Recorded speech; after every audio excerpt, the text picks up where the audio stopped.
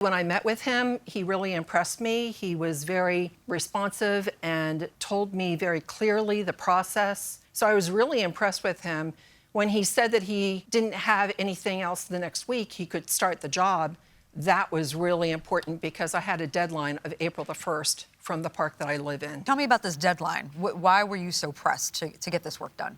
Well, I received a letter dated March the 18th, just before I met with Mr. Smith, and it gave me 2 weeks to bring it up to the park standards. So I was really under the gun. Is this a picture of what your lawn looked like? Yes, it is. Okay.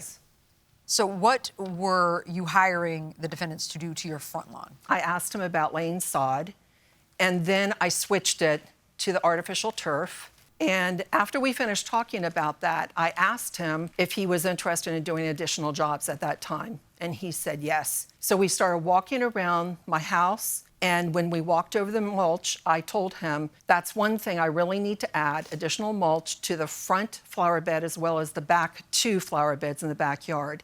Okay, so mulch in the backyard and in the front. And that's what prompted him to mention the border between the turf and the flower bed in the front to prevent the spilling over of the mulch onto the turf.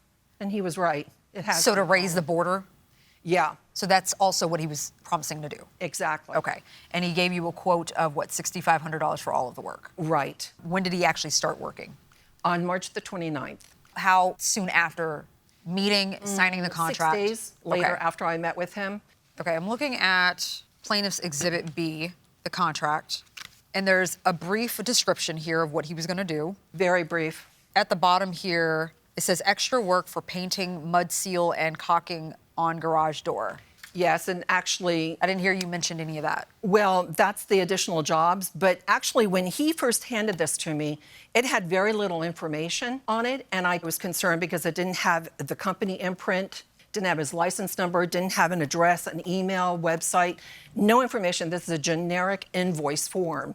So I was a little bit concerned about that because this was also a legal matter with the park that I live in. And I said, I need something more professional.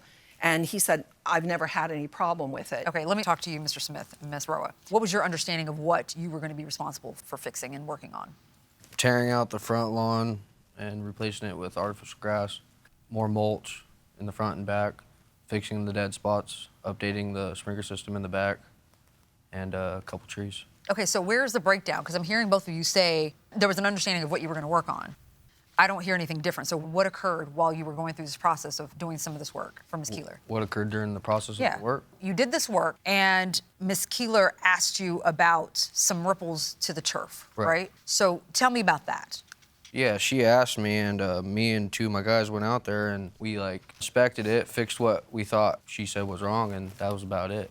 So you fixed what you thought was wrong, but in your answer you said that there was nothing wrong when you went to inspect the house. So what were you fixing if you didn't see a problem? It was like a little ripple, she said, so we threw some nails in it.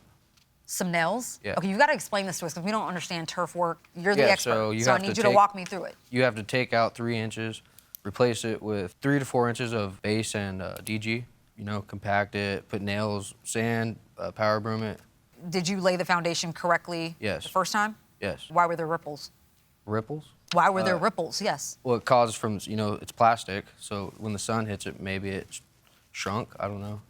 In your answer, you're saying that Ms. Keeler was asking you to do things that you didn't agree to, like what? Bring extra rock, more mulch. I mean, I didn't mind doing it, it's just I didn't want the cost to come out of my pocket. Ms. Keeler? That's totally wrong, Your Honor. He never did any repairs to the lawn. When he came out, and it was the 4th that he finished, and then a week later is when I texted him and said, there are a couple of dips in the front turf. He kept saying, okay, I might be able to come out this weekend. And then he didn't show until the 28th. And I thought, glory, hallelujah, he's going to fix the turf.